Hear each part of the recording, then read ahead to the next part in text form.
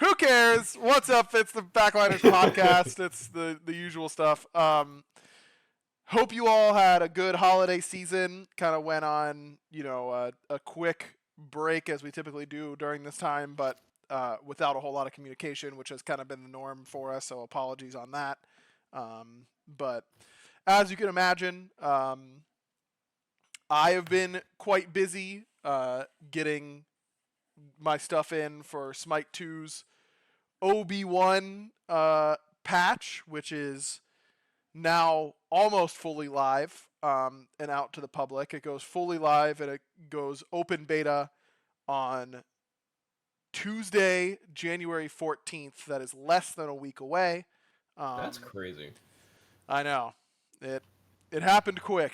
We're finally here. Well, probably not too quick for you because I assume you were No, in the it's trenches. I will not lie to you all. It has been a grind. But, that's what it takes in order to get a game with as much content as we're putting into SMITE 2 ready quickly. And it's been good to see a lot of people excited about where the game is at, because I think the team has done literal miracle work in order to get it to this point. And we are not slowing down. It is not time to rest on our laurels by any means. It's the pedal is still all the way to the metal.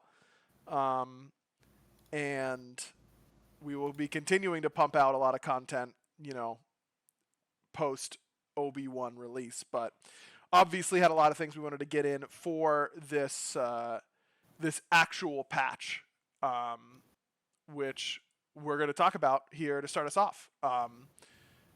Unfortunately, we missed a show opportunity to talk about the Vegas qualifier LAN, which I went and casted, and so I got to watch every game actually, which was great. But maybe we'll have a show next week. We'll talk a little bit about Vegas maybe to end the show today. But Vegas is next week. Starts on Friday, January 17th. So and I will be going to Vegas. Maybe that's leaking the talent thing, but who cares? I will be going to Vegas. So I leave Wednesday. So if we have a show next week, it will be either Monday or Tuesday, or Barra will have to do it without me. I can never do it without you. Yeah. I don't know because all the casters are going. So it's who would you do it with if I wasn't available? So if we have a show, it's going to be Monday or Tuesday. I could always do it myself. Well, I'm sure you've got... Never mind. You could. I believe in you. I think I did a solo podcast episode once and just literally yapped for 45 minutes straight. Yeah, I feel like if you just put patch notes in front of you, you could do 3 hours easy if Probably. you actually went into detail about every single change or what the team was doing behind the scenes for every single change. Maybe longer than 3 hours because you got some pipes on you. Yeah, it is true. I do tend to yap when it comes to this type of stuff. So we should probably get started so I don't yap too much. First section is about, new death screen, all that, and, death recap, all that kind of stuff, T-screen type stuff. Buffering, which we've talked about. Go ahead. That death screen's really nice, by the way. I was playing a game of Assault before this, and it's actually... I don't know how long this has been in the game, or if this is just brand new, it's pretty on this new. patch. Yeah.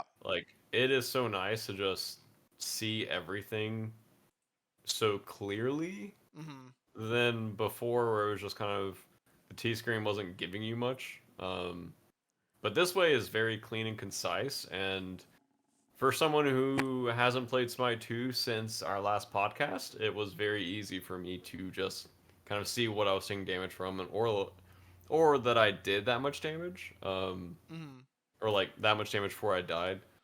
I wish that minions weren't on it, or if there was a way for me to turn minions off. Maybe there is. I don't believe there is, but it's a good suggestion. Yeah, that'll be... I'll just send you my PayPal. Perfect. But that is how it works, yeah. If you take minions off, Like that was the only downside, honestly. Like, Sure. um, I know we you're do like, have a lot of improvements we still want to make. I would not describe it as anywhere near final, but just wanted to get, something out there because mhm. this is a pretty key No, it's huge. It's so nice. aspect. Yeah, for sure. Um, so some other new stuff like that. Buffering, which we've talked about a good amount, continues to be in the game, and we're finding some good edge case clips that we're able to address and that kind of stuff. So if you have any of those, please continue to send them my way. I know I And have one PayPal's sitting in my Twitter notifications. I do not PayPal you. high res will. Hi-Res will not PayPal you unless your name is John Barracuda Salter. He is an exception. Mhm. Um, I get $1. $1 due from Hi-Res Studios, and you do have to report that on your taxes because I'm letting the IRS know every It's time really you do only it. 70 cents. Sorry. Yeah, back to CC buffering. That's right. Yeah, buffering in. Have you played with it at all, Barra? I played a Nuwa game earlier and I didn't see any interactions that weren't standard interactions. Uh huh. I think if I was playing a character where, I mean, we talked a bit about like the Sobeki Mir kind of matchup and how Hmm. one would affect the other. If I was playing a god where I can more manipulate that, but I did. There was one time I Aegis at the end of casting an ability, which I don't think is CC buffering, but it No. felt so smooth aggro. I was like, this, like, something inside of me just like lit up. Because in Yeah. Smite 1, if your post fire on abilities and auto attacks, like, it's so long. Like, Yep. I don't want to have to plan what I'm doing around when the enemy is going to hit me with an ability. Like, if I'm auto attacking, which is what you do most of the time as ADC, like, Aegising is very, like, timing. Hmm. Like exactly when I want to hit it. And it felt so clean and so crispy. And it was like, it was just like that perfect, like, skill expression moment of, like, maximizing your DPS Hmm. while reacting to the situation around you. And this goes back to a little bit what you were talking about earlier before the CC buffering. Whereas like the community is kind of like hyping up Smite 2. Hmm. I've seen a lot of positive posts about Smite 2 on Reddit, like a lot more on my feed lately. And then that moment was just like, oh, like this actually feels so clean. Yeah. So I I'm really looking forward to the do. future a lot right now. I am in agreement that we are at the point where Smite 2 is better than Smite 1. Mm-hmm. The game just feels better to me now in Smite 2. And I did go back and play a Smite 1 match like fairly recently, a couple like right before Christmas. And I was surprised at how much worse I thought it felt because I think Smite 1 is my favorite game of all time. And it's not Mm-hmm. close. And I think we all romanticize how good the game feels and all that kind of stuff. But I really think, and of course, I am a biased party, um, but I really do think Smite 2 just feels better than Smite 1 at this point, which if you would have told me that one calendar year ago, I would have been like, wow, that is crazy. Because it did not feel I want better than. whatever he's having. Yeah, exactly. But no, it's in a good spot, so I'm excited for everyone to get their hands on it soon. All right, let's talk about. There's a lot of conquest changes, a lot of rank changes that you can read through. But one of my favorite changes to the conquest map is a new fire giant pickup. So when you kill fire giant, an obsidian dagger is spawned near its death location. And anyone can pick this up, including enemies. So you don't want to run away from fire right away. You want to make sure you're getting this. It's a consumable that that has a time limit. You have to use it within 3 minutes, or else it just disappears from your inventory.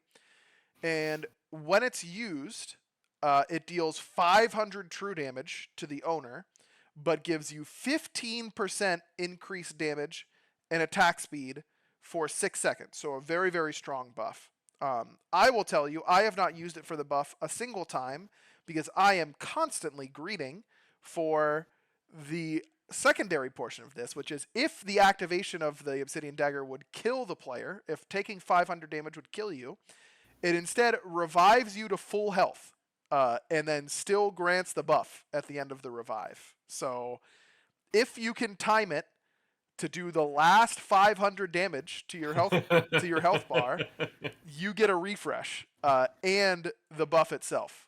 I have completely inted so many fights trying to do this, and it is so fun. But I've also literally won the game off of it. Just getting a full res is insane. It's super, super fun to use. What is your... Oh, also, it doesn't say it here, but I'm pretty sure... Unless we removed that. Well, if we removed it, that's unlucky.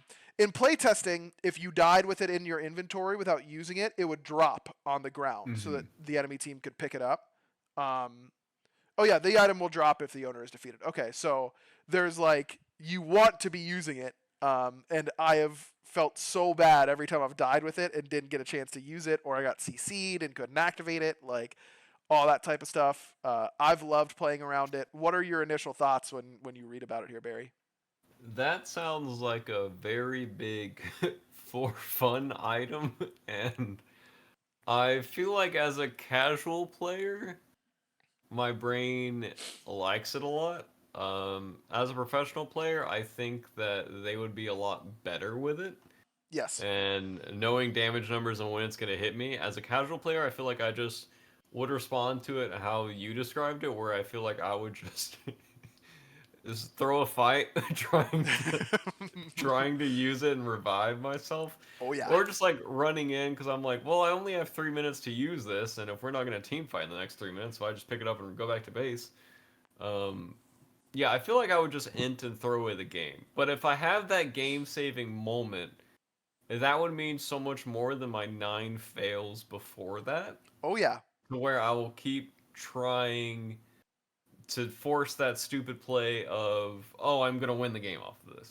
Yep. And honestly, I think it's a lot of fun. I like the fact that it's not the team that kills it. It's any team or any person near it that can pick it up. Is it immediately right when the fire giant dies it spawns? It's not a super long... We played with it a lot in playtesting. Okay. I don't know exactly where we landed on it. My gut tells me it's like less than 5-second delay from when it is killed to when it drops. Okay. So it's pretty quick. You don't have to stand there for too long. Because, I mean, if a supporter gets this, I feel like it's huge. Like, reviving, or even like a tank gets that, and they're just inting at you, running towards you, but they can calculate the 500 true damage so much easier based off of prots for how much damage they're going to be taking. Yeah, I honestly think it's a lot of fun. I think it's not a game-breaking thing either. I don't know if I would be upset if I lost to this as a pro player. I hope we see it in Vegas, man. I hope someone. Oh, it's going to be in Vegas? Yeah, they're playing on Obi-Wan.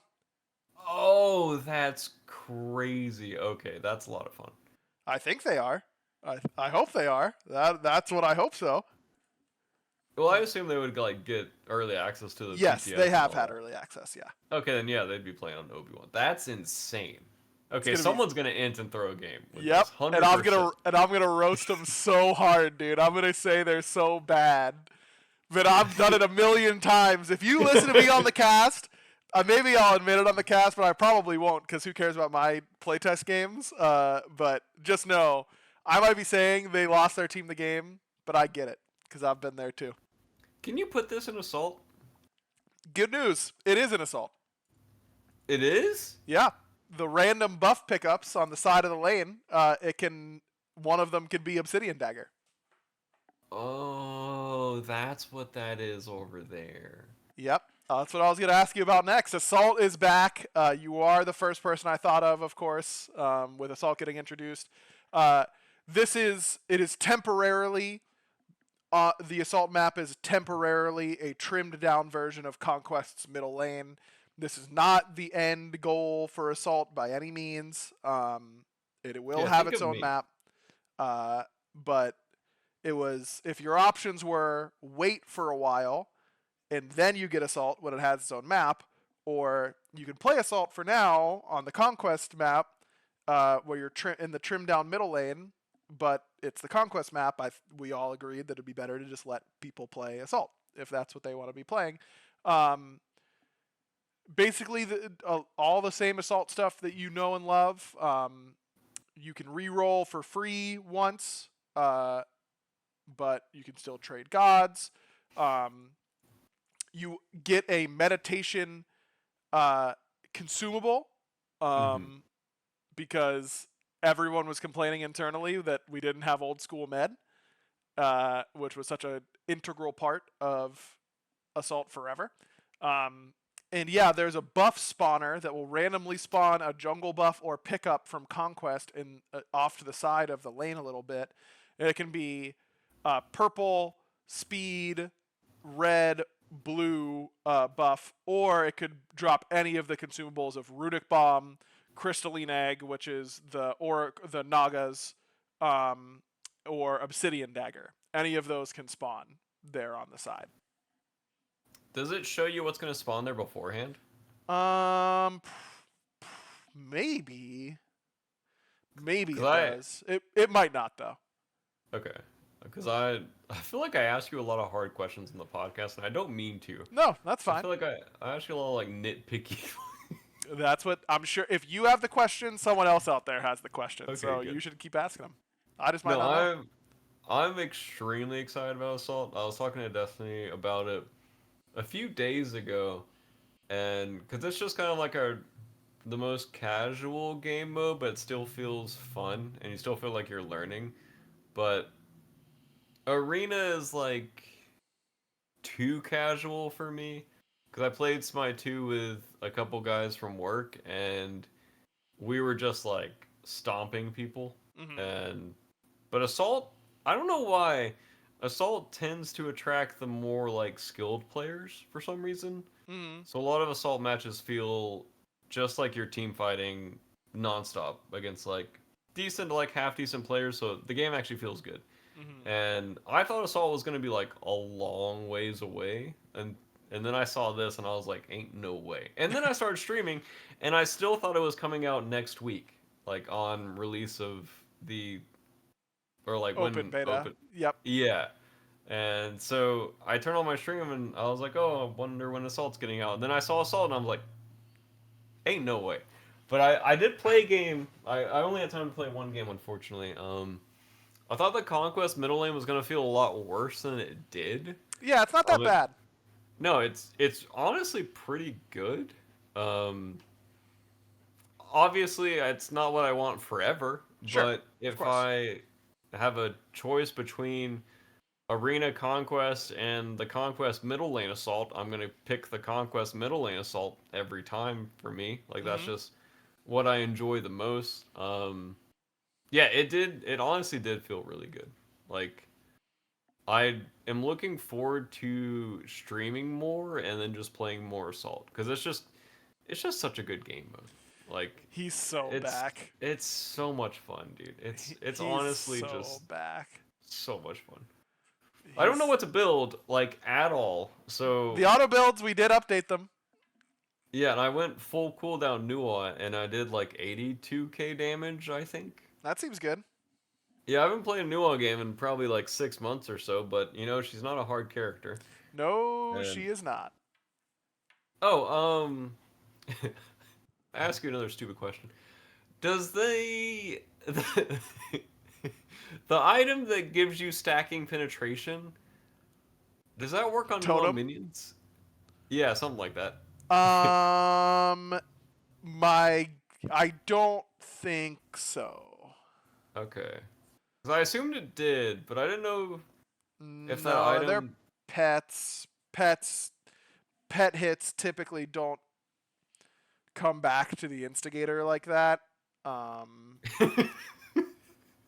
they What a shouldn't. weird way to word that. Well, the instigator is like a game dev term. Okay. It's like, whoever I've never. generates the ability, like, or is starting the thing. Yeah.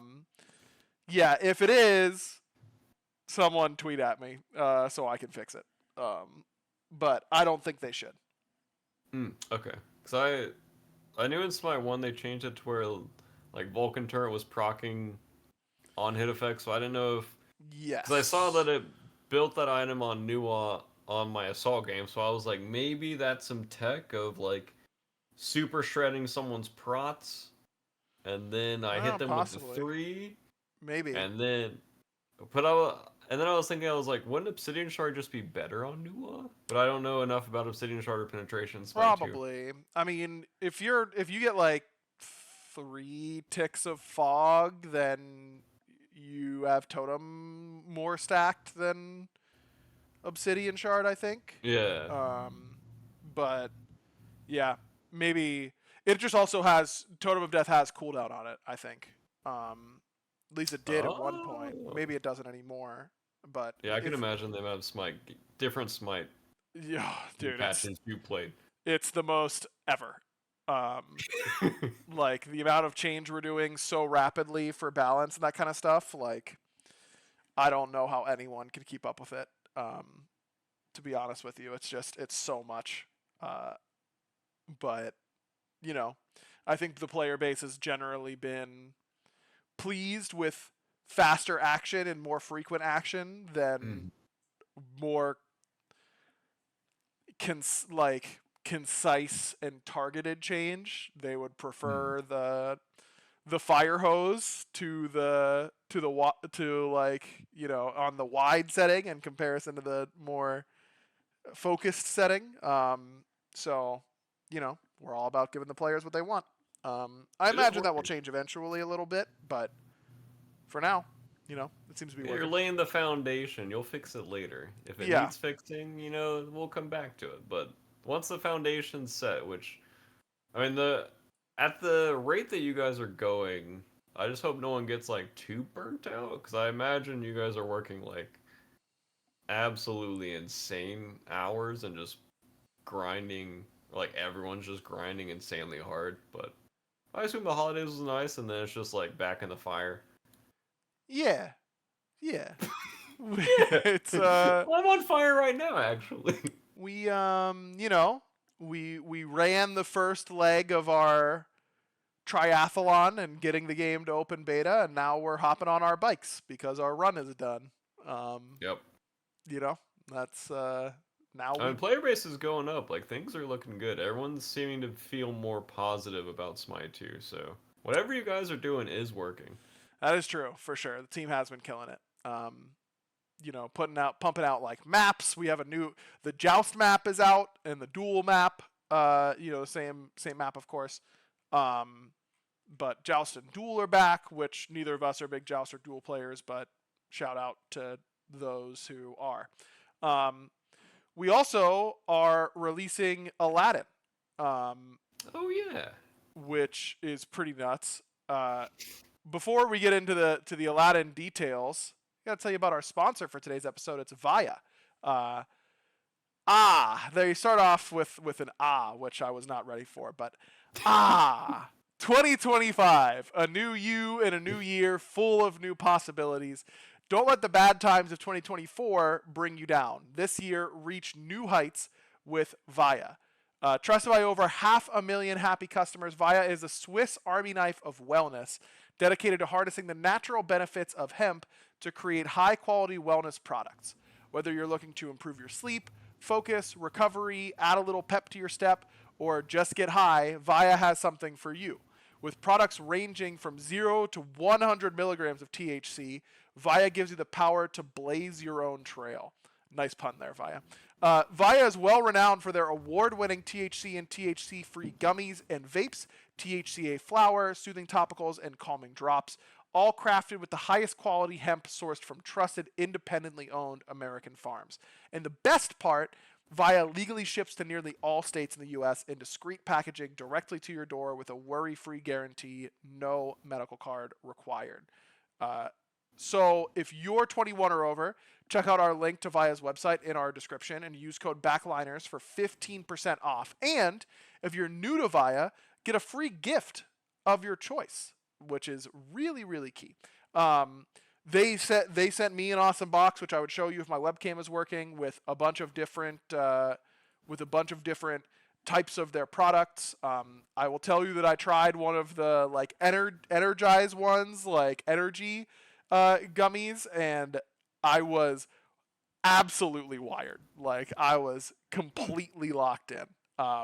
For me, I took it on the same day where I took some ADHD medication. It was maybe a little too much, but I was thinking like, if I don't want to be taking, a full-on ADHD medication day, but I need to get a little bit of focus in, this could be something really awesome for me. So I'm excited to continue to try that. Relaxing ones, my family used some of the sleep ones when they were visiting in order to help them sleep over the holidays. They loved them. They've been absolutely awesome from what we've tried. So they've got award-winning service, top-notch customer support, and quality ingredients, again, sourced from the finest hemp for your peace of mind. Plus, they're lab-tested and certified. So if you're 21 or over, check out the link to Via in our description and use the code BACKLINERS to receive 15% off. And again, if you're new to Via, you get a free gift of your choice. After you purchase, they ask you where you heard about them. Please support our show and tell them we sent you. It's a huge deal for us. This year, enhance your everyday with Via. Big shout out to them for sponsoring the old podcast. ViaHemp.com is the place to go. All right, let's talk Aladdin. Sure. Aladdin is he deals magical damage, but he has hybrid scaling, so you'll see some strength builds on Aladdin. You'll see some intelligence builds, but his damage type is magical. He is a melee character. He is intended, his primary role is intended to be jungle, but you can, of course, play him wherever, as roles are not, or classes are not a hard and fast thing in SMITE 2. And he is wild. This is a god that Pawn made. I've said many times on the show that Pawn is the GOAT. He is very good at being very creative, but he's also just a technical GOAT, and no one else could have made this kit work because of how much tech was involved and how much he put into it in order to make it work. It is so crazy. So let's start with the passive, because he's kind of got two parts of the passive. You can make 3 wishes at any time in the match. You can wish for wealth, you can wish for immortality, and you can wish for power. When you wish for wealth, you instantly gain 250 gold, and God kills and assists provide 100 more gold for 3 minutes. So you're entering into a big team fight, or even if you just know you're about to, if someone's absolutely dead to rights on your gank, you wish for wealth, get an extra 100 gold. And you on the killer assist, and you got the 250 up front. So already 350 gold basically on demand. Very good. With the upside to get a lot more. When you wish for immortality, you can only do it while you're dead, and you are instantly revived at your own fountain, and you gain 75% movement speed for 10 seconds when leaving the fountain.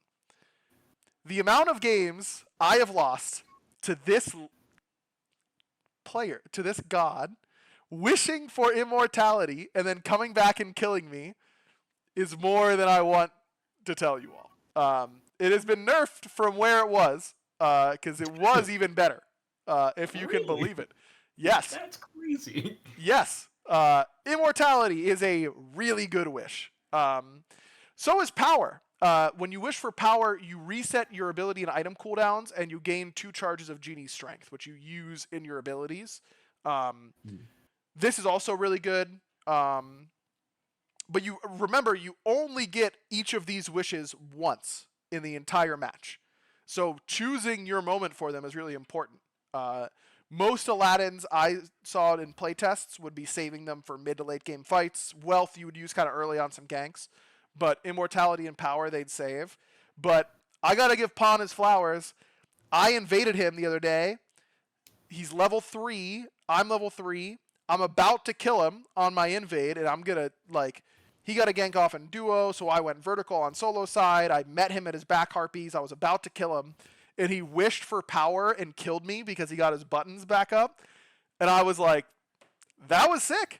I couldn't even be mad. Like it's such a cool play to use your one burst of strength for the entire match at level 3 to make sure that his game doesn't get like thrown off kilter.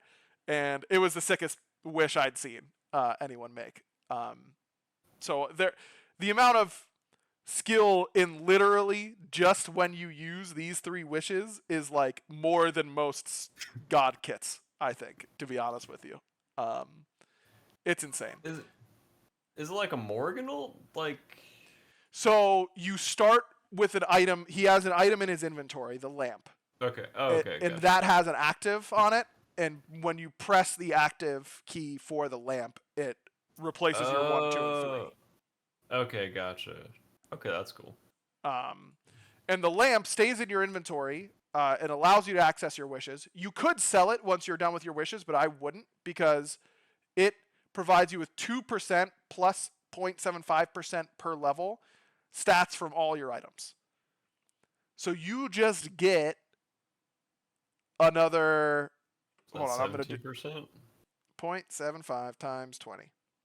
Yeah, 17% at level 20. More stats from your items. Not your base stats, but your items. But remember, like, good old Rada Tahuti that gives you some percent increase on your power. He starts the game with that. So he only ever has to buy 5 items. I don't think I'd sell this.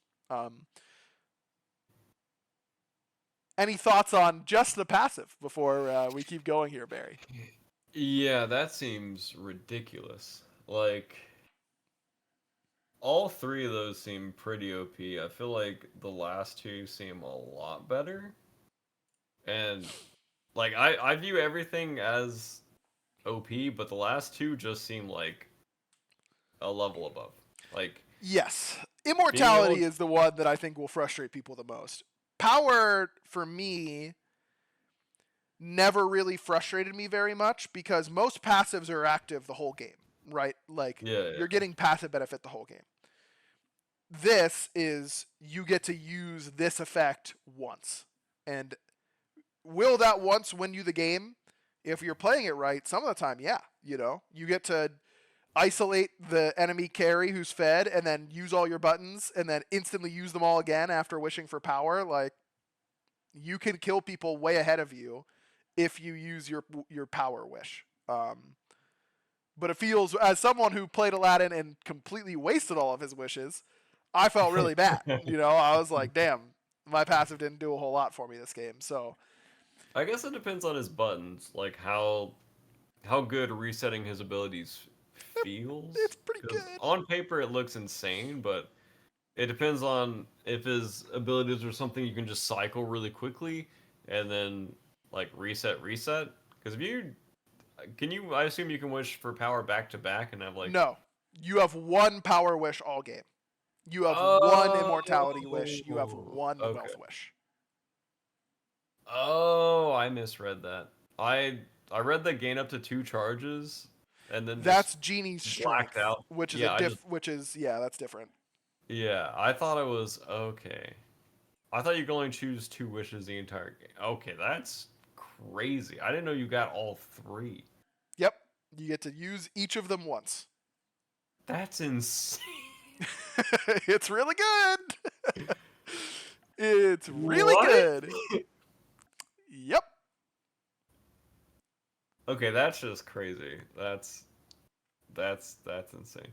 I thought it was only you get to choose 2. Nope. Yeah, if you could access to all 3. What genie do you know that only gives you 2 wishes? You know, that's a budget genie. I thought it was 3 choices. And the lamp gives you 3 wishes, Barry. That's crazy. Okay, yeah. You asked for my opinion. That passage's insane. That's crazy. Yeah. Straight up insane. Maybe the best passive ever, and I'm not like stream baiting or whatever, like exaggerating, like that is on paper that's a crazy passive. It's very strong. The AO1, he fires 5 symbols that deal magic at a cone, but you can charge to narrow the cone. And when fully charged, it becomes one cohesive projectile that travels further and hits a larger area. So we haven't done any ability like this in Smite before, where it's a hold and then release. Like, you can right click. If you hold it down and then right click, it'll cancel it, I believe. But you want to hold and then release whenever it's at the right moment. You can just shotgun it, and it's very fast if you just tap, and it just hits in a really wide area, and that's very good. But you a lot of times want to get that increased range and larger area. And then each of his abilities, you can refire them if you have a charge of Genie Strength. So you have 2 charges of Genie Strength, and all of his abilities are enhanced by the Genie if you refire them. So for Kufik Invocation, it's the symbols will go out and then kind of stay there, and then if you refire it to use a charge of Genie Strength, it'll pull them back to your location, kind of like Ishtar alt style feeling.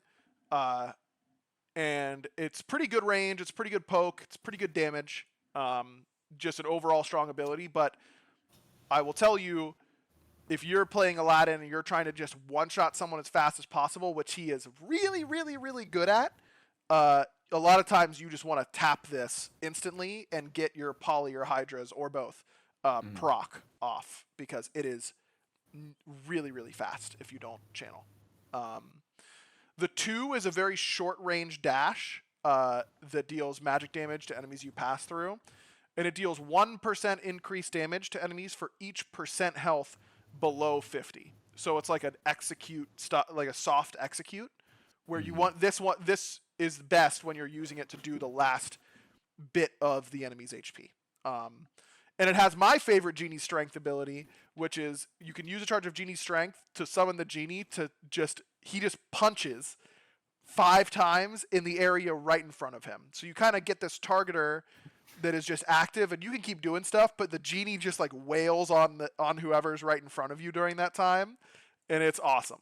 I'm doing little punches, but my webcam is off, so you can't see it. But I love how this ability looks. It's hilarious. So it's a little short dash, but it is a dash. The 3, have you seen this wall run? It's a wall run. I think I saw a little bit of a Fine OK video, maybe? Sure. Maybe. One of the coolest abilities we've ever made in terms of how it's 100%. visually presented. Yeah. The animation, I mean, so much of the tech in Aladdin went into making this ability feel good, and they just like absolutely nailed it. Absolutely nailed it. You dash forward, and if you dash into a wall, it causes you to run along it before leaping to a location, dealing damage to enemies in the landing area. And you can use a charge of Genie Strength to call the Genie to slam down at the landing location, and it causes it to do more damage and a knock-up wherever you land. Use a Genie Strength charge on this ability. It turns it into an insane damage ability. It is crazy. It's really strong, and it looks awesome, and it's very cool. Another really cool feature of this is that it works on player-made walls. So you can that's cool. Run off of the Ymir wall, or you can scale the On Her pillar straight up, and it's like a scaling animation instead of the run animation. And it looks really, really sweet. Lots of uses for this. You could use it to get over wall, like you could use this to gank mid, jumping over the mid wall. Like its range is really strong. Use a Genie Strength charge, like every time. I think I get jump scared by that ability a lot. Oh, yes, you will. Yes, you will. If someone just comes like flying over the wall and just insta gives me, like, I already got jump scared by Loki a few times here and there when he would just be stealth and then auto attack you. I feel like seeing this guy flying over a wall, or like not even seeing him, just like he just hits me at the very end of his ability. Onto you. Yeah, exactly. Like I'm gonna jump from my chair. Yeah, probably. Yeah, go ahead. Resetting all 3 of these. I feel the agile run's probably resetting more for running away. It Just does depends on. insane damage with a genie strength charge. Like Yeah, I don't know if. it does like near Pon nerfed it, so it won't do this much anymore. But I was getting hit for like 1,000. Yeah, Oh, it is a lot of damage if he goes full damage. It won't. It that's shouldn't do 1,000 to you anymore unless it's like hyper late and he's got a bunch of 3K pots and all that kind of stuff. 950. But it will you will hit for over 600 with this. So the combo is jump on someone, shotgun them, and then 2. Yep. I'm assuming. Yep. Okay. Jump on them, knock them up, shotgun auto 2. And you will kill people with that. Do you have enough damage to like blink 1, 2 people with like a polyproc mid game or no? Not from full, but Okay. you'll do a lot to them. Okay. The thing is that he's really point hungry. Like all of these abilities scale with damage really well to the point where mid game he doesn't feel like he's at his best because he just doesn't have points in everything yet Gotcha. Okay. to max them. You know. Yeah. Oh, yeah, what is this ult? I've seen it a few times. Yeah, I think I did watch a Final K video on this. I Yes. feel like I remember, I So feel like I remember something happening with this. he throws the lamp, and it stops on the first enemy god hit. And if successful, Aladdin and the enemy god are pulled into the lamp to challenge each other. You are taken to a new play space with just the two of you. There are some pillars in that area so that he can use Agile Run on them. But you're in the Thunderdome. We've finally done it. The ult that everyone has wanted us to make forever. They have their health restored to a minimum amount. It's dependent on how many ranks he has in the ability. And his non-ultimate cooldowns are reset whenever he enters the lamp. And the target's non-ultimate cooldowns are halved. So you get some benefit, and your health will get normalized, again, depending on how many points he has in it. Like, he gets more health restored versus you, the more points he has in the ultimate. So, like, rank 1 at level 5, I think you are set to the same health threshold, up to a minimum amount. But as, once he's level 20, he will heal himself more than he'll heal you. And the lamp is left behind, allowing any god to enter the lamp and join the ongoing challenge. So people can pile in to the lamp, and it gets so chaotic. It gets so chaotic in there. It's so fun. You have to channel the interact in order to get into the lamp, so you can put something like a cuckoo tornado down, and it prevents anyone from the from the other team to go in. There are also a lot of rules on what the challenged combatants are. Aladdin and whoever he hit with the lamp, and non-challengers have a lot of rules on them that they deal less damage and take more and things like that. That you have to read the ability in its fullest, which is the longest tooltip we've ever written. But you can beads the hit and not get pulled into the lamp. That's important. But it is wild. It is wild. Yeah, it seems like an absolutely ridiculous button. I don't know if it's if it's good or not. I would just have to see it in more games, I guess, to get an actual feel of how good it is. Oh, it can be really good and it can be really bad. You can lose an unlosable fight with this ultimate, for sure. If you ult the wrong person, or you ult someone and then everyone on the enemy team can just dogpile into the lamp and your team can't get there and then you get one shot, But then everyone comes out of the lamp. I've seen people get. I've never seen more 4-man Krakens in my life than I have in Aladdin play tests, because Poseidon players will just sit outside the lamp and wait, and then they all come out at the same spot. So you just crack it when they're spawning, which is hilarious. It is crazy. There's so many different uses. Like if your team is if one, like let's say their solo laner is turbo fed, you can just say, all right, I'm just gonna ult that guy, and I'm just gonna run around in there and not even fight him, and I can just delay him for a long amount of time, and you guys win the fight 4v4 without me and without them, and then we'll kill him when we come out. You know. How long does it last? That I don't know. You can get there's like a timer on when you can exit, but Okay. you aren't. But you have to channel to exit again, and it automatically ends if the challenger gets killed or if Aladdin gets killed. Okay. And then there's like you can leave, but you can also keep in there for a little bit. You can keep someone in there if you're fighting them, but then there's a maximum time where it just ends no matter what. And I don't know all those timings. Yeah, this ability sounds like it has a lot more complications than what is initially in the patch notes. Oh, you have and as you were saying, all the idea. rules and the forever long tooltip. But yeah, as from a casual perspective, it seems really fun. You just get to throw your lamp and then just like duke it out with someone, and then whatever happens, happens. But pro player perspective, I'm really interested to see how this looks in spectator. And then it'll be at Vegas.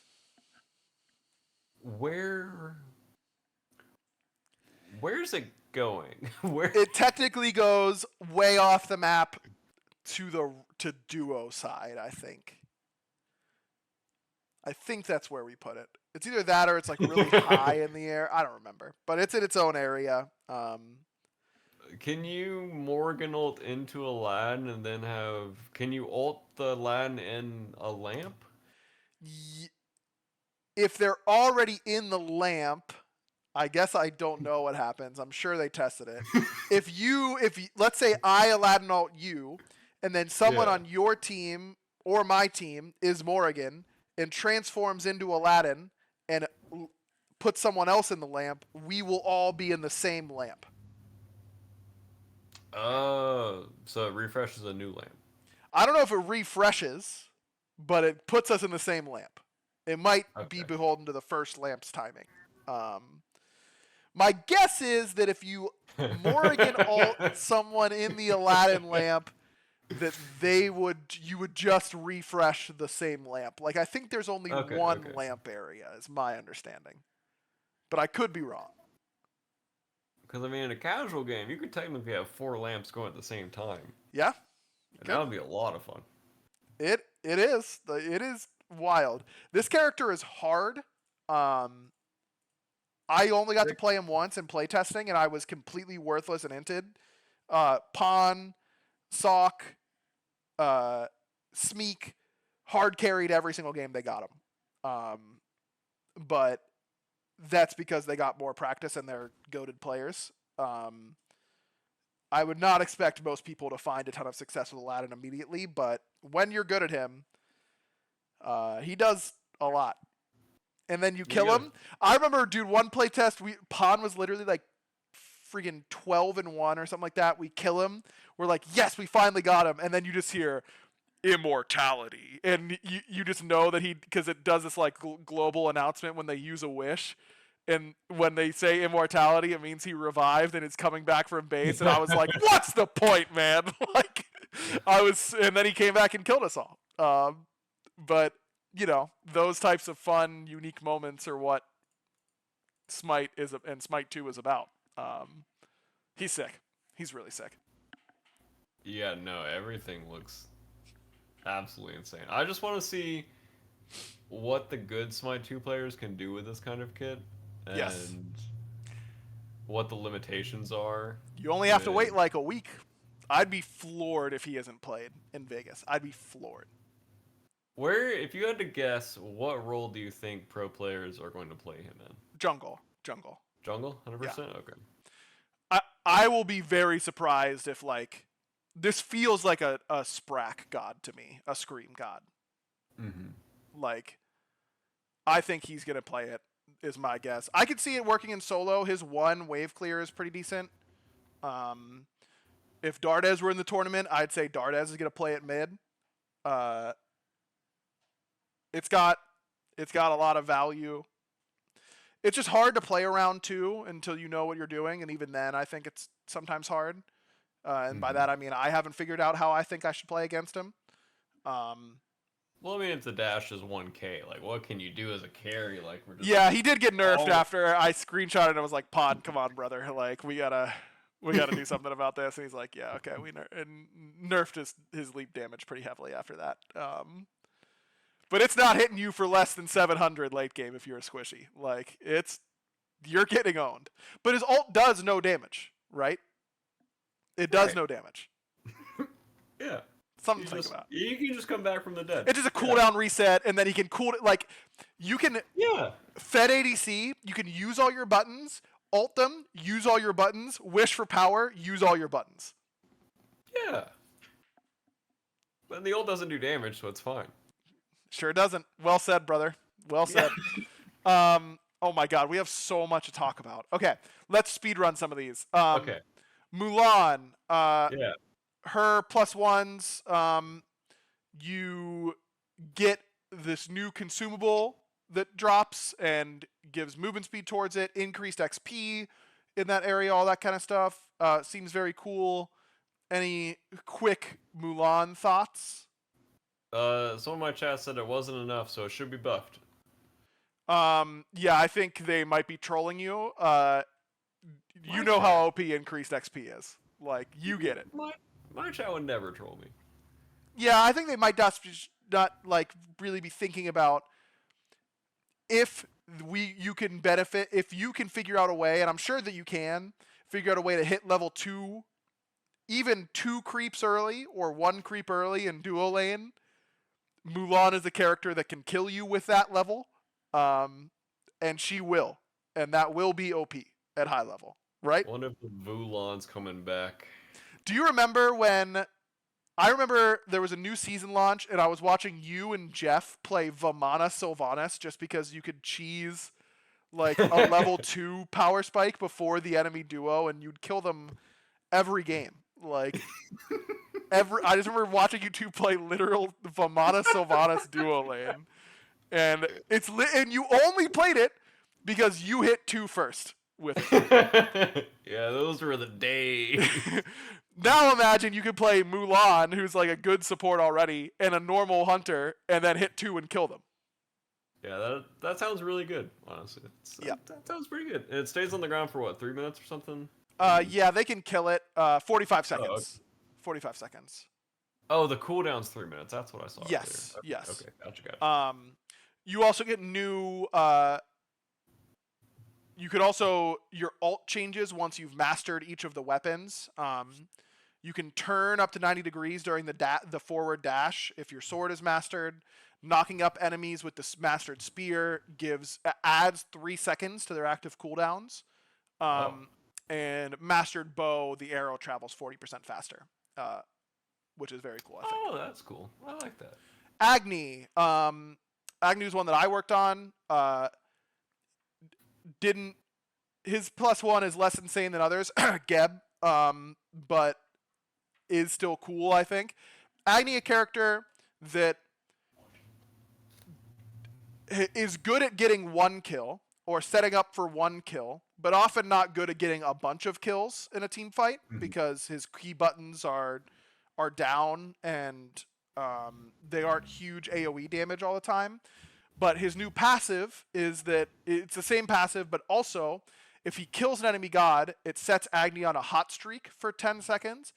And while on a hot streak, Combustion, his passive, is automatically fully charged and is not consumed by using abilities. So every bomb you throw, every 2 you use, gets that passive dot damage.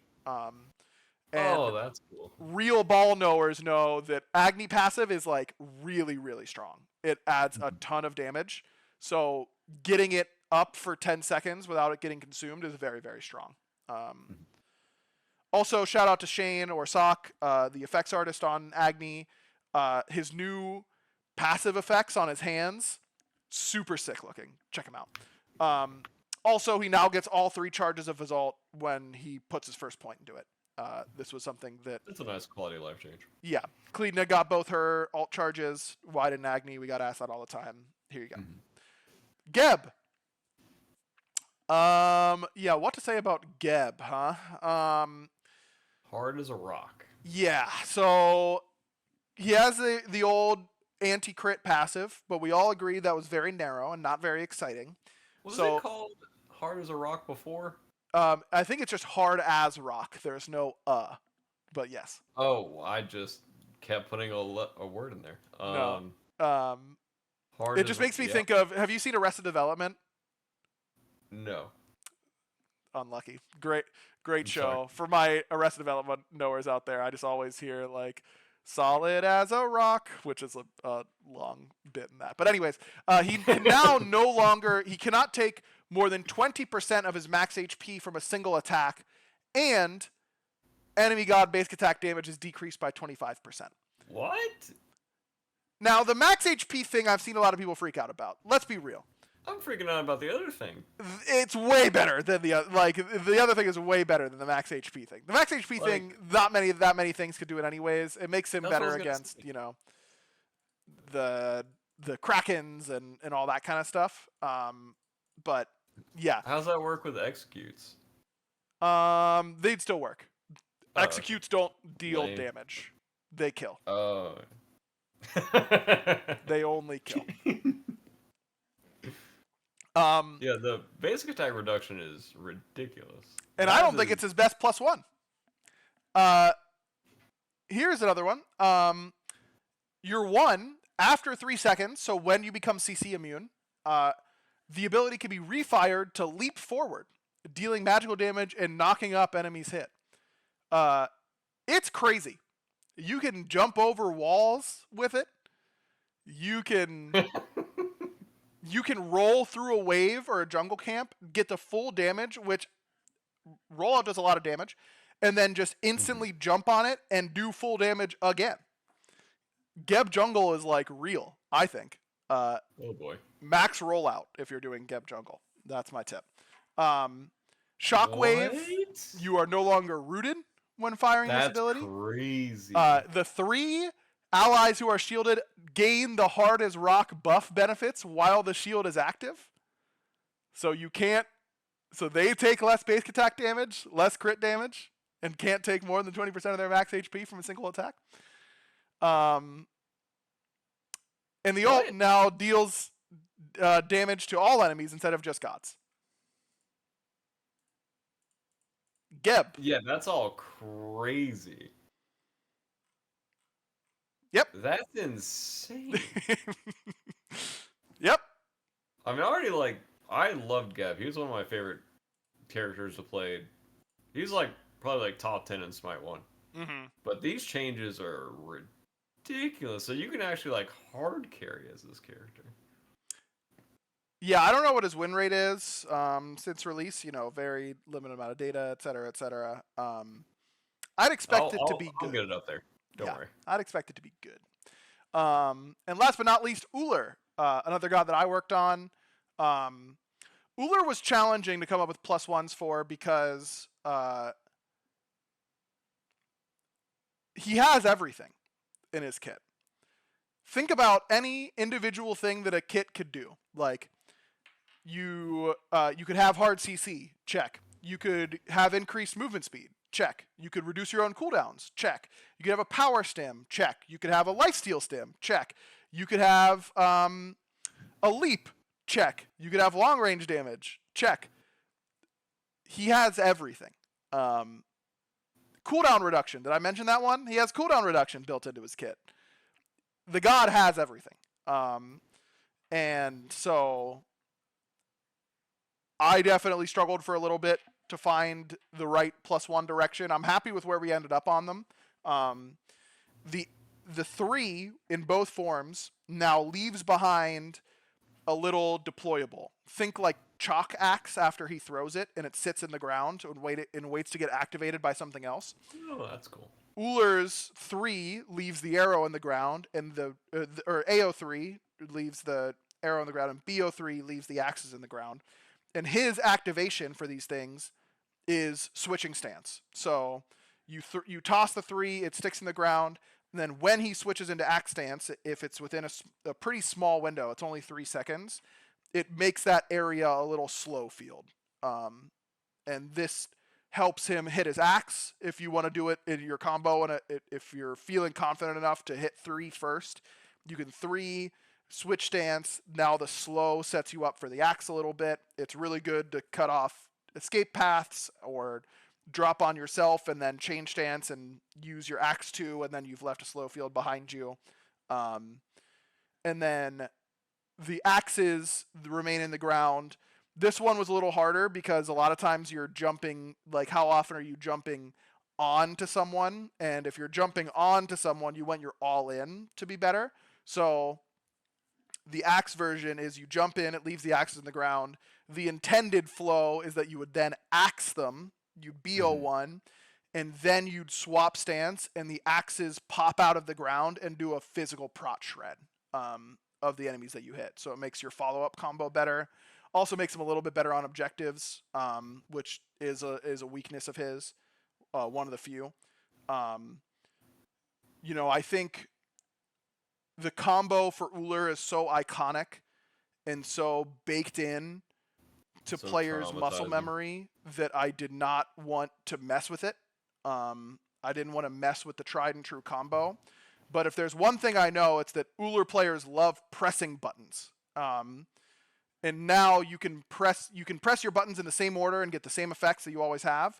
But now you can press your buttons in a different order and get a new benefit that you wouldn't have had before, which was really my ultimate goal for them. How big is the range for it? It is the size of the jump area for both. So Oh, wow, okay. they So aren't not very big. huge, but they aren't tiny either. Yeah, I feel like even for non-older players, just accidentally turning these on will give you some bonuses here and there. I think for the tried and true older players, I think this is pretty good. But it just depends on. It doesn't seem to change his flow too much. I No, think. and that was intentional for sure. Okay. Yeah, because I'm just picturing all the situations where the Oilers just running around axe stance and they actually on a corner, then swapping a bow stance 3-1 you, and then they'd be jumping on you afterwards. So then normally you'd be out of that first Oiler 3-1 combo by then. And I assume swapping an axe stance doesn't impact that situation at all, because normally you'd be out of that. No, you would 3-1 and then switch into axe stance to jump, and they'd be slowed in that area. Oh, I assume once they got out of that area, they wouldn't be slowed. Yes, if they're Okay. But you can axe, swap stance, 3-1, swap stance, and they'll still be in the area to get slowed. Oh, okay. Oh, I get what you're saying. Yeah, okay. How much is the slow, or does it say? 30%, I think. Oh, okay.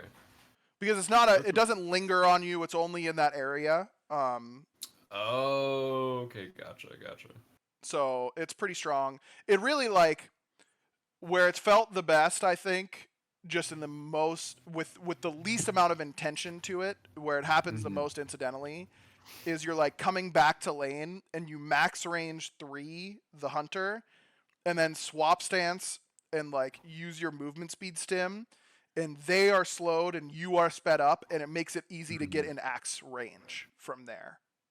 Yeah, I assume they start getting scared once you swap, and then they're slowed, and it's like, okay, do I want to sit here and auto attack this guy and give him a free axe, and then do I have beads up, so it changes the whole kind of dynamic of that fight?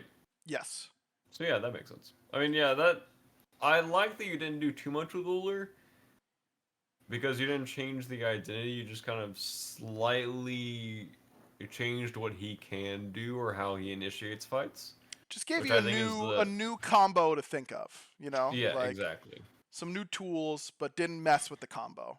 You didn't get him, basically. No, can I say, with the utmost respect to my dear coworkers, who I love and respect, I do feel sometimes I'm brainstorming +1s, and then I read oh, what are we doing for Geb? And then I read that list and I'm like, well, I gotta be light-handed with what I'm doing because this is insane. If every god got Geb treatment, they'd be insane. Like I do feel I've done what? Thanatos, Nuwa, Poseidon, Uller, Agni, and none of them have gotten an absurd amount of change. And I'll be honest, I feel a little pressure to not like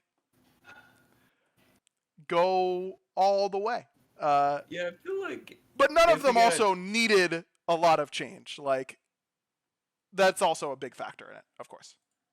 yeah, I feel like if Uller got the Geb changes, he'd have like multiple jump procs. Like he'd have like 2 jump charges. He could throw the axes while jumping through the air. He'd probably get an actual like ultimate that's not a stance changing thing. Like he'd get like a second ultimate. Mm-hmm. And yeah, I'm very glad that that didn't happen because Uller is already one of my most unsatisfying characters to play against. Yes. And so now I can just play Geb into him, and I'll just have a great time. And he will not have a great time. Let me tell you. He will have a terrible time. I did a lot of play tests into that, and it wasn't great for me. I will say that. Okay, let's just casually talk about like one of the biggest features we've ever done real quick because we are already a little over time. Aspects. Have you seen anything on aspects? I slightly read over this before, but didn't go like too far in depth. Sure. So aspects are a new way to play a god, oftentimes shifting their role. These alter the god's kit and further enable new playstyles. These are not a +1 on top of a +1. There is a trade-off for selecting an aspect. You can see them. You choose them in game or in lobby before. You cannot do it in game. You choose it in lobby, and they are viewable on the tab screen if anyone has them active. Oh, that's cool. They are insane. I will try my best to just rush through these, but I imagine we will be talking about some of them for a bit because some of them are really cool. On her has Aspect of Pride. Enfeeble, that's his passive, no longer debuffs enemies, but dealing damage to the same enemy god with base attack provides you with up to 100% bonus attack speed. So you have always thought on her he's so low attack speed. I need some more. Now you can. And it does get to insane values, especially when you consider there is no attack speed cap in Smite 2. There isn't? Nope. Oh, that's I think fun. Smeek was up to like 3.8 attack speed at one point in team fight. It was insane. It was crazy. Yeah, quick. You can give me your quick on her thoughts or any questions or anything like that as kind of we go through these, Barry. Just depends on how fast it goes up. I know does he currently still have the physical prot shred or flat physical? Yes, prot that's shred? what Enfeeble does normally. Okay. But this I don't know if it was removes the same from Smite 1 to Smite 2. Yeah, that seems crazy. It just you depends can't on how... target switch is the thing. Like because you can't with Enfeeble either, right? Because it's debuff, it doesn't transfer. Mm-hmm. But if I'm hitting the ADC, I'll start getting insane attack speed, and then if I start hitting the support, I lose my attack speed because I'm not hitting the entire buff. Like I don't know all the way exactly how it works. Okay. I don't know if it falls off in stacks or if it falls off all at once. I'm not sure. Yeah. I mean, either way, that still seems crazy. I assume the attack speed is probably a lot better early game, or sorry, late game. Late game, yes. Yeah. Then. It does make him a crazy tank shredder late because you can just hit imagine. frontline. And Geb might not take any damage, but you'll just have 100% attack speed on him. And if you have kin size or whatever it's called nowadays, I would assume that on hit on her is like good with this aspect.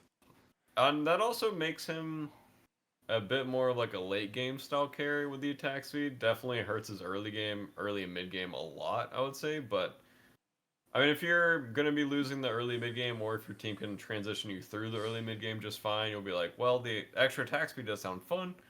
I would definitely go on that path. Yeah. not great on objectives when it comes to late game hunters, which I think is a pretty big drawback, but he might be the best tank killer in the game, late game, with this aspect. Like, it's crazy how much attack speed he gets. Athena, aspect of war, defender of Olympus, her ultimate, now targets visible enemy gods instead of allies, dealing no landing damage, but causing the enemy to take increased damage while Athena is channeling. So, if you really hate split pushers, and you're against someone who loves a split push, you can just pick Athena with Aspect of War, and you just go to them whenever you want. Crazy. I've seen a lot of people say this needs to deal damage. Let me tell you, as someone who played against this when it dealt damage, I was like, what do I do?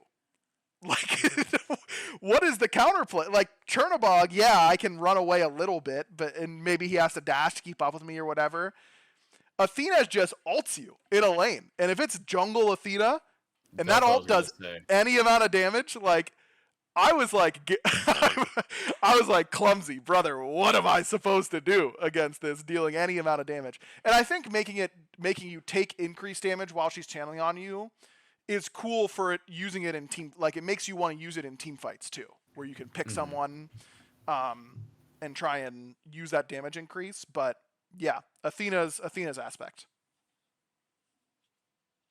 Yeah, that seems ridiculous. I don't know if it's actually good, but it seems a bit crazy. That's, I think, exactly what most aspects should make you say. I don't know if it's good, but it seems crazy. Yeah, because my brain just can't really wrap around Athena ulting to enemies now. It's weird.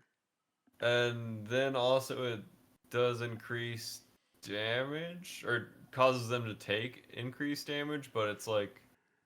But you don't deal any when you land. Yeah. Yeah, I don't know. I honestly can't tell if that's good or not. Because there's so many situations where it's like, oh, I wish my Athena was going to ult me instead.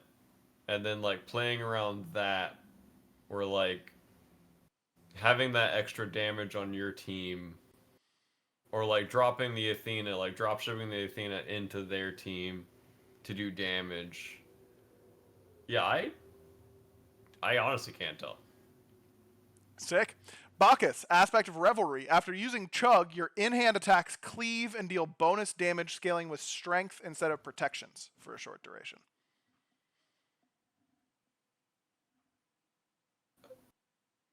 That doesn't seem that great, I think. I can't tell. Sure, that's fair. Because that just seems like Burst Bacchus, I think. Yeah, but it helps his lane a lot. But his lane was already, like, playable, I'd say. Yeah. Yeah, that seems, like, decent, I guess, but probably not too great. Sure. Bologna, aspect of Vindication. Bludgeon, that's the 2, no longer deals bonus final slam damage. So when you hit multiple people with a spin, it does bonus damage. Normally, it no longer gets that. It still deals final slam damage, but it won't get increased if you hit a god or multiple gods. But whenever you gain block stacks with Sword and Shield, or gain healing from Scourge, nearby allied gods also gain those benefits. So you can give some extra lane sustain. This is for support Bologna. And you can give AoE block stacks to your team. That seems good. Yes, I think it is quite good.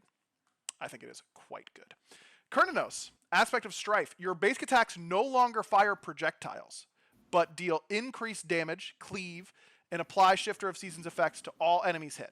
In addition, Horn Charge, that's the dash, cooldown is reduced when hitting an enemy god.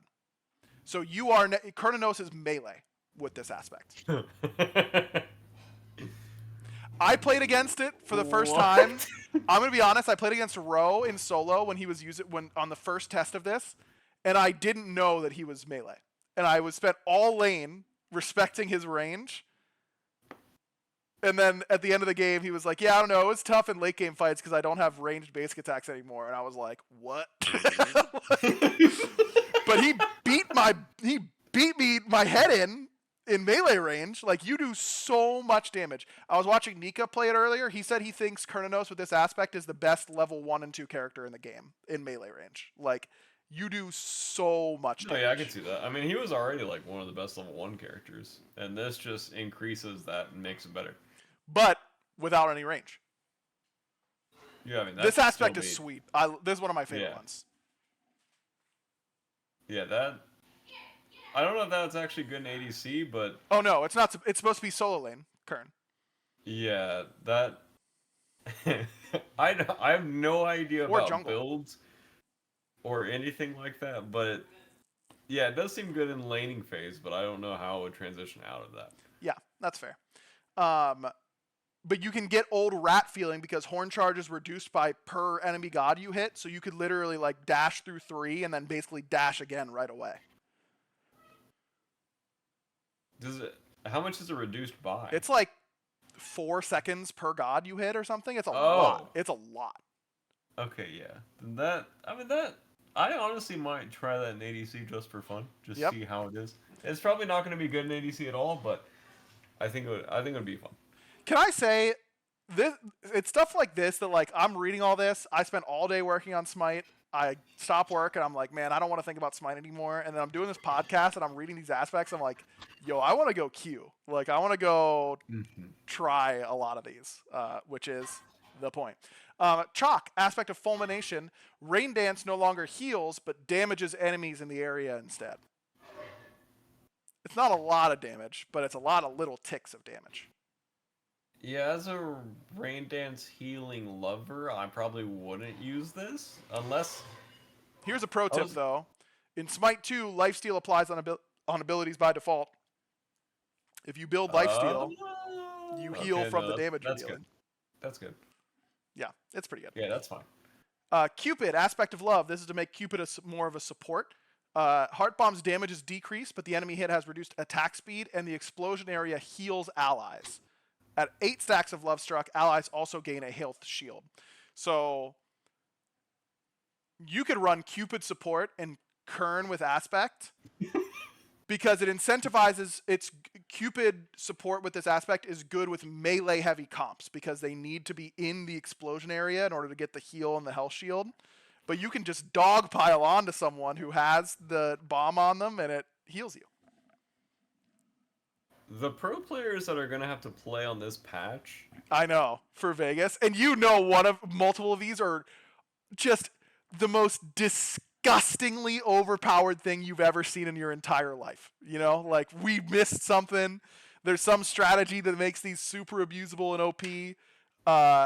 And someone's going to figure it out, and they're going to have a really good chance of winning Vegas.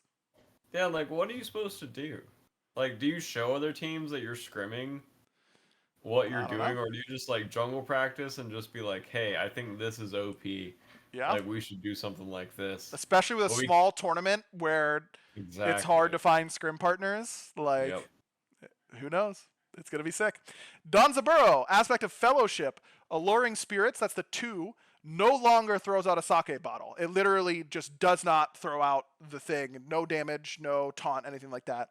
But instead spawns 2 clones. All of your clones deal more damage and take less damage.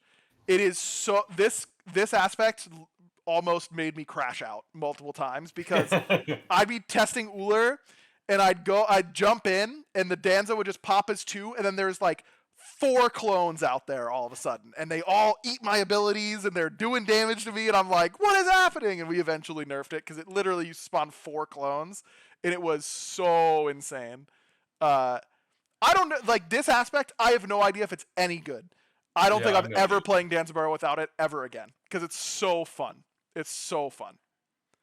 It makes its objective burn insane, by the way. I haven't played New Dans yet, so I have no opinion on this. Like, I just genuinely do not know. You're gonna love it, I think. I think you're gonna love it. Fenrir, aspect of loyalty. Brutalized does less damage, but applies a stacking slow. Seething Howl's buff effects are decreased, but applies to all allies in an area around him. So this is support Fenrir. Support, yeah. Yep. That seems OP. Very good. Very, very, very, very, very good. Geb, aspect of calamity. Shockwave no longer knocks up, but deals full damage in a circle around you.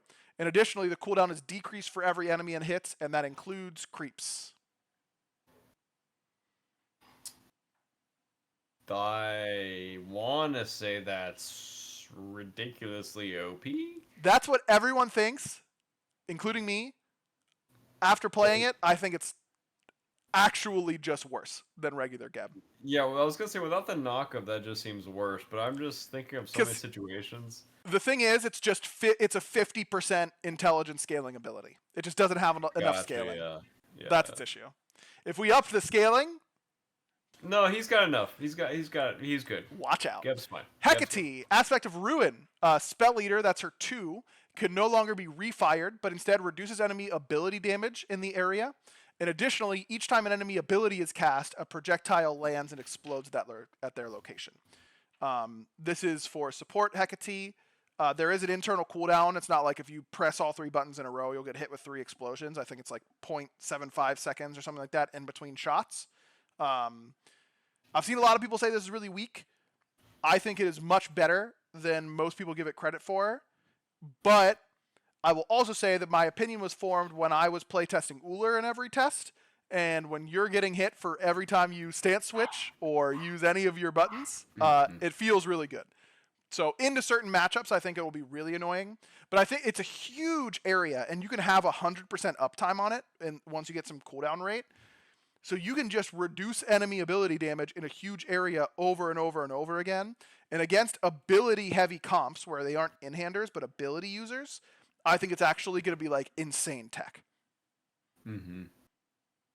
Yeah, I don't know that much about Hecate, but yeah, against ability-heavy comps, it sees really good, but I just don't know how much it would affect, like, a mage player, or if this is only support, or, like, a front line, or if she can even build that way. Sure. Yeah, I don't know if a mage would ever want this, unless you just have enough damage in your comp, or if it truly reduces that much damage to where it's worth. It just depends on the numbers. It just hurts. The problem with it in mid is that you can't refire it to clear camps. Like, you just can't use it to clear camps, and that's a huge nerf. But in support, matters a lot less. Hercules, Aspect of Preservation. Mitigate wounds, no longer heals based on damage taken or provides attack speed. Instead, you gain a stack when you or nearby allied enemy gods take damage from basic attacks. And when the ability ends, stacks are expended to heal nearby allied gods.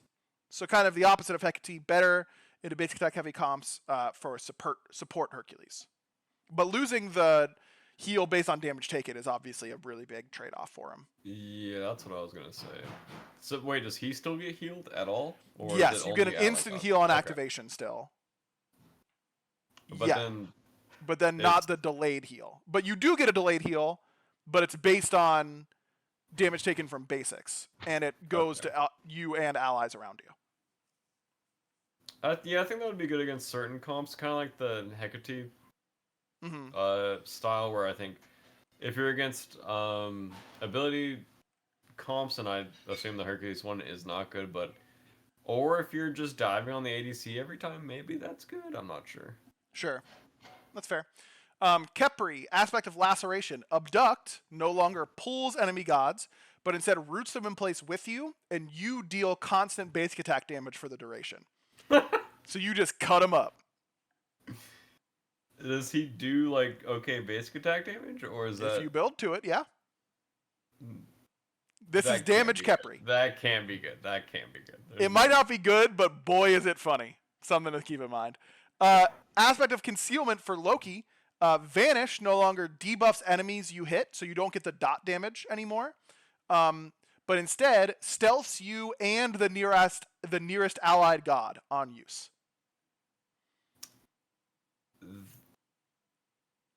That seems OP. It makes him individually a lot worse. The dot damage is really important. No Loki well, that's the thing, I guess. I feel like no Loki player themselves is going to want to get that, but all their allies are going to be like, yes, please. Yeah, it's really cool. I was watching Inbound make some cool plays with it, like stealthing in to, like, with an Uller to, like, get an axe and that kind of stuff, and it was really cool. Mordred, Aspect of Rage. Shoulder Charge, that's his passive dash. No longer knocks up enemy gods and deals reduced damage, but now passes through enemy gods. Additionally, damaging an enemy god with an ability resets the cooldown of Shoulder Charge. So you can Shoulder Charge, 1, shoulder charge, 2, shoulder charge, 3, shoulder charge, alt, etc. That seems OP. It's very good. I've seen almost everyone say this is how Mordred should be all the time. And I can't help but agree. He feels awesome with this aspect. Neath, aspect of wind, broken weave, no explosions no longer root enemies, and the buff has a reduced duration. However, the attack speed gained is much higher. Additionally, using World Weaver provides stacks of broken weave. So you trade some pretty important utility. Yeah, that might be too much utility. Yeah, for the attack speed. Nemesis, aspect of justice. Divine Judgment no longer does damage in an area, that's her ultimate, but instead averages your and the enemy god's current health as long as you have less than the target. So you can, normally Nemesis ult, you want to lead with it. Mm-hmm. With this aspect, you want to save it until you're about to die and then ult someone who's really healthy. And you will go from 1% HP to 50, and they will go from 100 to 50. That would be good on like tank nim. Yep.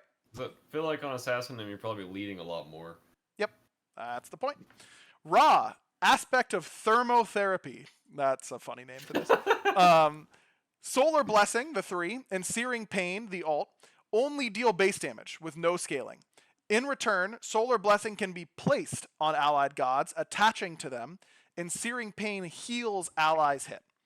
So you can put your 3 on an allied god, and it moves around with them. It literally attaches the circle to them, including yourself.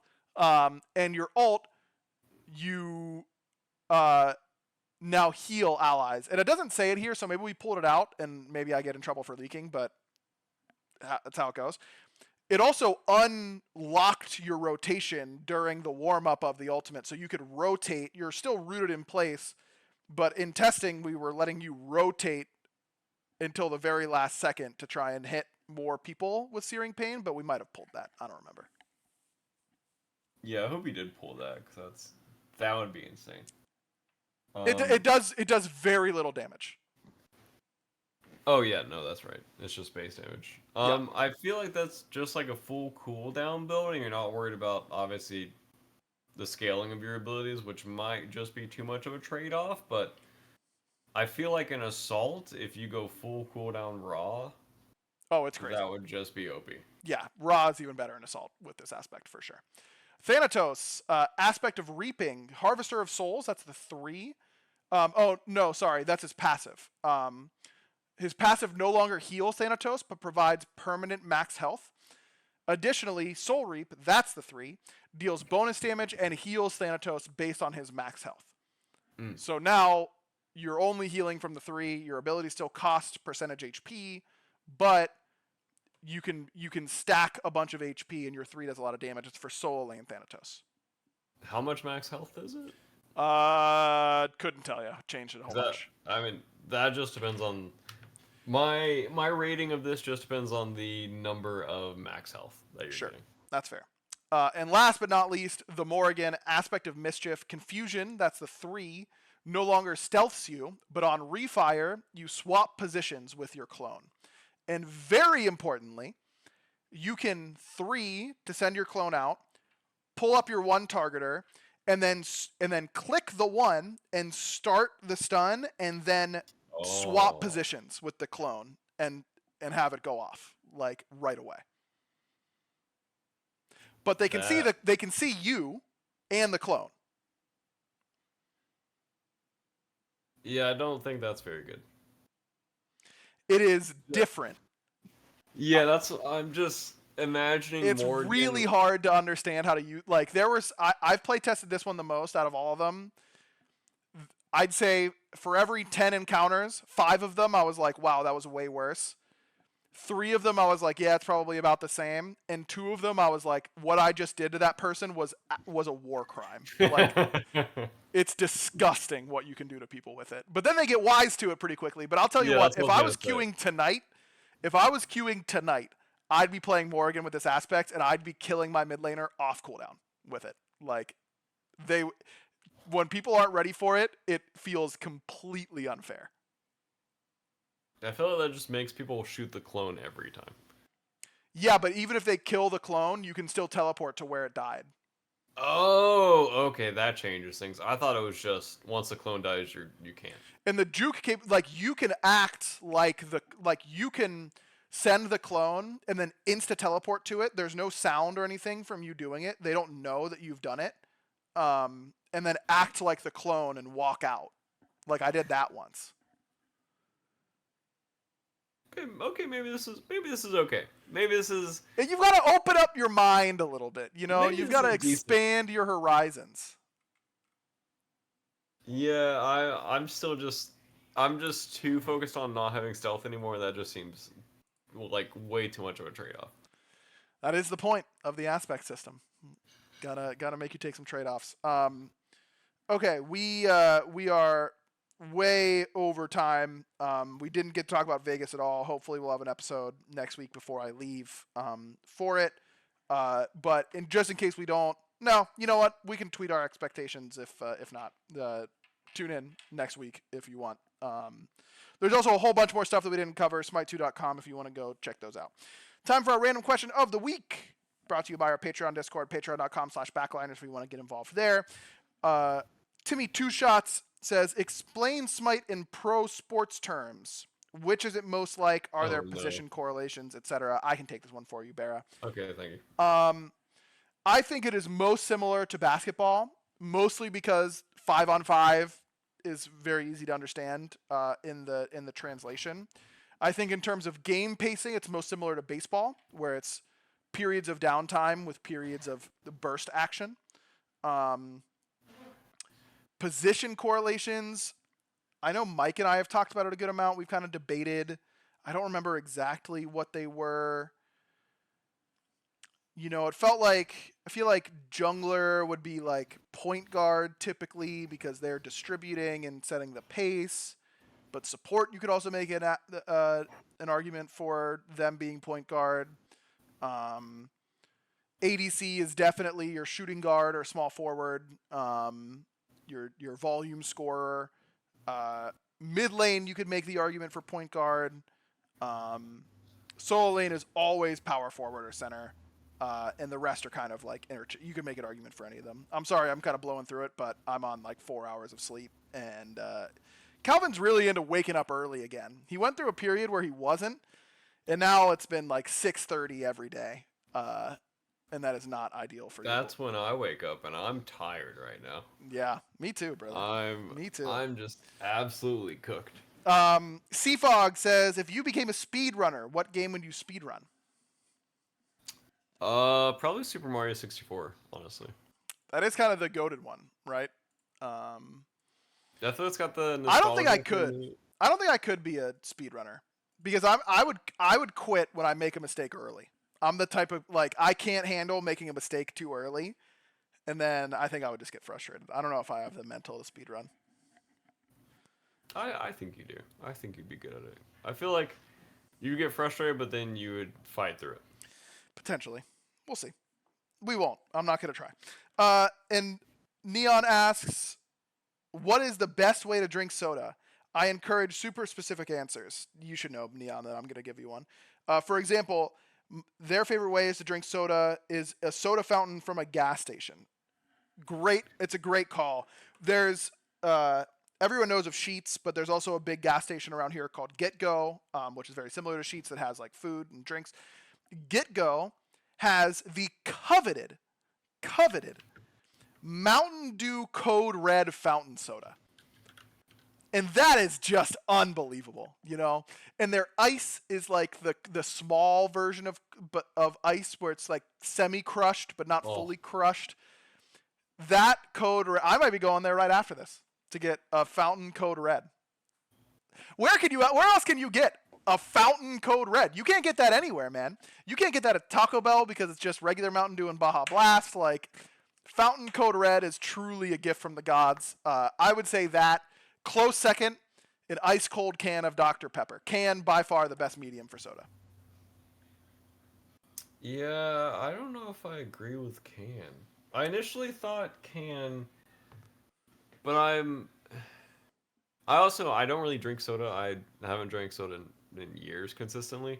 But I think if I had to choose, it would be like an ice cold, like 20-ounce soda, just as cold as it can be without freezing. Um, I think that's where I would say. Just a I initially, 20-ounce bottle, a plastic bottle. yeah, I think that's. I don't even know what I said. Yeah, 20 Um, ounce. okay, yeah, Just yeah. confirming. Yeah, 20-ounce plastic bottle. I've never drank out of a glass bottle for soda. Oh, they Um, are good. They're probably better than can, but I think it's not really fair to compare glass to can because can is so ubiquitous and the glass is like a specialty product and often is a different formula, all that kind of stuff. So I think it's yeah, kind of cheating. I honestly want to try a can and a 20-ounce right next to each other because I've I done haven't. that and I could tell blind which one was which. Really Yep. interesting. And the can was that much better? I think so. Yeah, I don't even think it was close. 20 ounce is much better than 2 liter, for sure. Oh, 2 liters by far Two the liters worst. are terrible. By far the worst. Anytime you have to pour soda out, it just like it ages by the second. I feel Yep. like it just gets so much worse. Yeah, the half life is literally like 1 millisecond. I'm thinking if I'm like extremely thirsty and craving soda, and I just like Ooh. unscrew a 20 ounce, and it's just like that perfect temperature, or I'm so thirsty I need to chug it, Yeah. and so I'm drinking it as fast as possible, but still getting enough flavor. And I Oof. feel like I would enjoy a 20-ounce more than a can in that situation. Nah, bro. I Can all the way. They get colder. They get so much colder than 20 ounces do. It's just been so long since I've had a can of soda. Like I Time to genuinely relapse, brother. like I used to drink so many like orange Fantas back in the day, just Mm-hmm. straight out of like a mini fridge next to me. Very Georgia of you. I know, they were so good. And I'm trying to like relive those thoughts, but my brain is so fried right now that I can't go back. I remember 20 ounces I feel pretty clearly, but I can't remember cans for some reason. Cans, just they're just the best. They're just the best. I don't know what to tell you. Nothing better. Um, All right, I'll try it. I'll try it. yeah. Before the next podcast, I'll try it side by side. Put And it. Put I'll get back to you. your findings in the Discord, in the podcast Discord. Oh yeah, true. That's what you can do. All right. Thanks everyone for tuning in. Apologies for the long break, but we hope again you all had a great holiday season. Very excited for Vegas. Again, that starts next Friday. So make sure you're tuning in. It is going to be wild with all the new changes to Obi-Wan. And I will be there casting, which I'm very excited about. One more shout out to our sponsor for today's episode, Via Hemp, VIIA hemp.com. If you're over 21, check it out. They've got some great products and use code BACKLINERS for 15% off. We will try and have an episode next week, but it would not surprise me if I am too busy. And if that's the case, then we can have, some Vegas pre-land talk in the Discord or something like that. So yeah, we'll check it out then. Thanks everyone for watching / listening. Until next time, Barra, you know what to do. Bye. Except a spider, because that is a terrible take. Like room temperature water is absolutely disgusting. Yeah, that is. Yeah, thanks for watching Spider. That's an atrocious take. I'm sorry. Like it's true. I wonder if Spider. I feel like that's a very so European. bad. Like I feel like in Europe that's more common. Maybe Spider's European. Yeah. And they grew That's up. just the wrong opinion. Yeah. Like that is so bad. It's room not. temperature water is disgusting. It really is. My water has warmed up and it's much worse. No, I it's see terrible. I think I dropped like an eyelash in here or something. I don't want to drink that anymore. All right, That sounds delicious.